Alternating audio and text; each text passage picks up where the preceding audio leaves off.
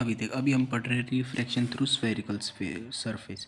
इसको थोड़ा सा अच्छे से करेंगे। इसको एक तो अच्छे से समझना भी है और इसको जल्दी भी करना है, ठीक है। तो मैं इसको थोड़ा समझाता हूँ। इसमें ऐसे एक स्फेरिकल सरफेस बनाएंगे, एक सेंटर बेस लाइन बना लेंगे, इस पॉइंट पे रख देंगे ऑब्जेक्ट। अब देख, एक रे भेजनी है यहाँ पे, ठीक है। अब हमें क्या करना है, परपेंडिकुलर बनाना है जो कि नॉर्मल होता है। और मैंने पहले बताया था कि नॉर्मल होता है ना, वो सर्कुलर पार्ट में हमेशा सेंटर से पास होता है। तो ये सेंटर ऑफ कर्वेचर हो गया, सी लिख देना है इसको, ठीक है।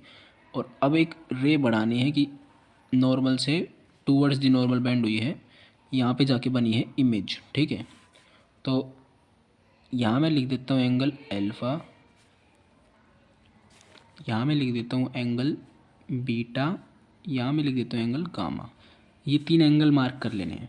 ये हमारी नॉर्मल की लाइन है, मैं इसको एन पॉइंट बोल देता हूँ। तो अब हमने ये इंसिडेंट रे भेजी है, इंसिडेंट रे। तो ये कुछ एंगल आई बनाया होगा इसने, इंसिडेंस, एंगल ऑफ इंसिडेंस।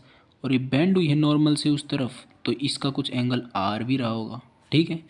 शुरू में लिख लेना assumption, assumption all angles are small. तो small angle approximation valid. I know ये इक्वेशंस टफ हैं, टफ नहीं है सॉरी, ये डेरिवेशंस थोड़ी कॉम्प्लिकेटेड लग रही होंगी एंगल वैंगल के साथ, बट ये बहुत ईजी है। 2-3 बार करने के बाद तो तुम ट्राई करना, हो जाएंगी बहुत आराम से। तो अब देखो, अब हमारे पास एक, अब हमें एक ये परपेंडिकुलर ड्रॉप कर लेना है एन से पी डैश, और ये पी पोल पोल लिख देना। तो हम एक और लिखेंगे P P dash small aperture. मतलब वही बात है कि पी और पी डैश लगभग एक ही पॉइंट है, ताकि हम सारी मेजरमेंट पोल की करें या पी डैश से करें, सेम मानी जाए। तो देख, मैं यहाँ से यहाँ पे मैं एक बार डेरिवेशन में मतलब ये मार्क कर देता हूँ। ये हो गया रेडियस ऑफ कर्वेचर, वहाँ इमेज बनी है उसको लिखेंगे वी, और ये हो गया यू, ऑब्जेक्ट डिस्टेंस यू, ठीक है। अब देख, सबसे पहले क्या मेरे को एक ट्रायंगल दिख रहा है इसमें, और एक इसका बाहर का एंगल दिख रहा है, और एक ये आर है, ये गामा है। आर और गामा को अलग लिख देता हूँ थोड़ा सा, ठीक है। एक ये लगा सकता हूँ और एक बार मैं इसको लगा सकता हूँ। तो एक ओ एन सी में, in triangle O N C में मैं लिख सकता हूँ कि आर जो बाहर वाला एंगल है, इस इन दोनों के सम के बराबर होगा। तो R is equal to alpha plus में गामा। कोई दिक्कत? R is equal to alpha plus में गामा, कोई दिक्कत नहीं है। अब मैं लिख सकता हूँ गामा इज इक्वल, आर नहीं, सॉरी आर नहीं होगा, आर तो इसके साथ ऐसे चला गया, नहीं नहीं नहीं नहीं, सॉरी मेरे को माफ़ कर देना।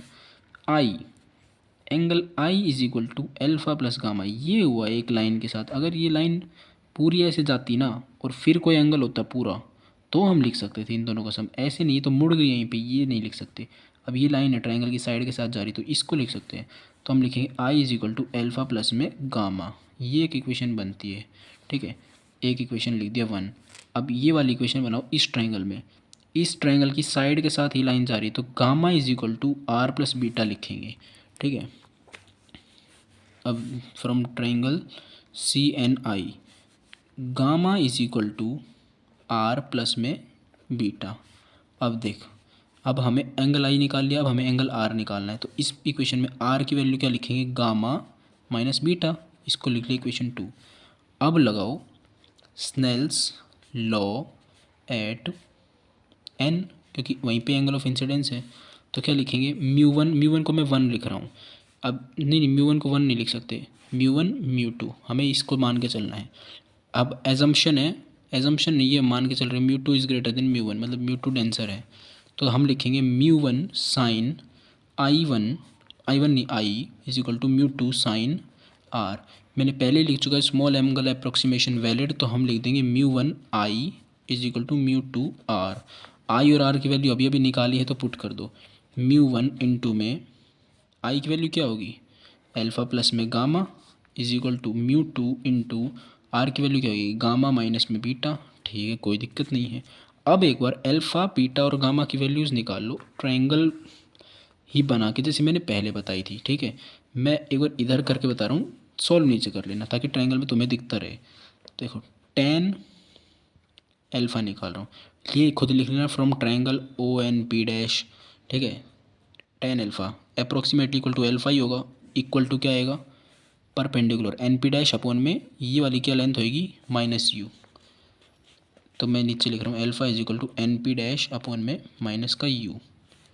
अब ऐसे ही tan beta is equal to N P dash, beta वाला ट्रायंगल देख लो, ये और ये मान लो, टेन पी डैश अपॉन में ये वाली लेंथ क्या होगी वी, और ये पोल से इस तरफ मेजर्ड है तो प्लस का वी रखेंगे अपॉन में वी इज इक्वल टू ये बीटा के बराबर है, और टेन गामा लिखेंगे तो परपेंडिकुलर अपॉन में बेस, ये वाली लेंथ है आर, तो क्या लिखेंगे एन पी डैश अपॉन में आर, ये भी पॉजिटिव साइड है तो इसको पॉजिटिव ही लिखेंगे, ठीक है।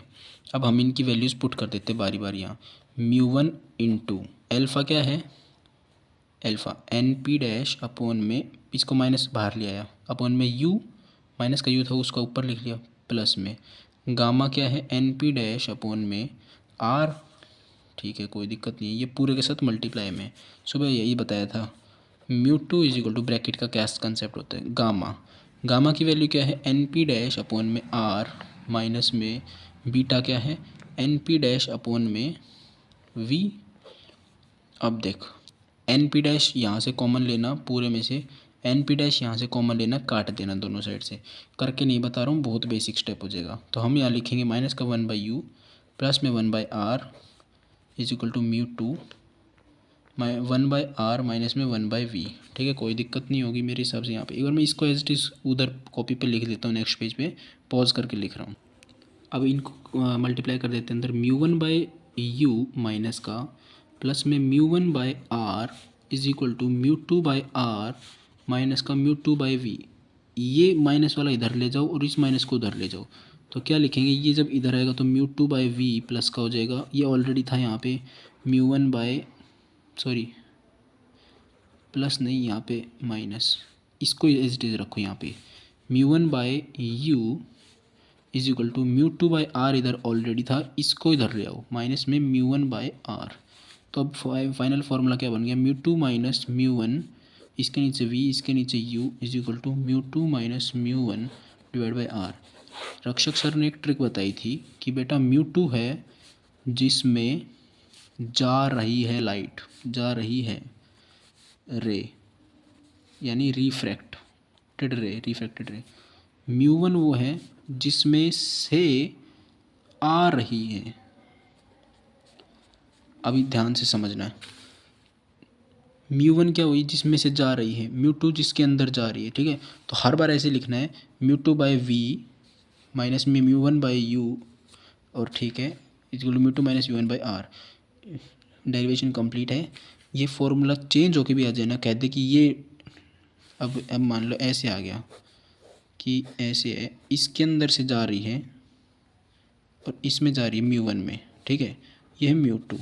तो अब हमें एक फॉर्मूला पता है कैसे लिखना है, किसके अंदर जा रही है, वो म्यू टू होता था, तो जा किस में रही है म्यू वन में, तो म्यू टू की जगह लिखो म्यू वन माइनस किस में से जा रही है mu two is equal to, फिर वापस सेम टू सेम, किस में जा रही है माइनस किस में से आ रही है, इसके डिवाइड में आर, इसके डिवाइड में वी, इसके डिवाइड में यू। बस ये फॉर्मूला कैसे भी अब तुम चेंज कर सकते हो क्वेश्चंस के हिसाब से, डेरिवेशन हालांकि ये थी।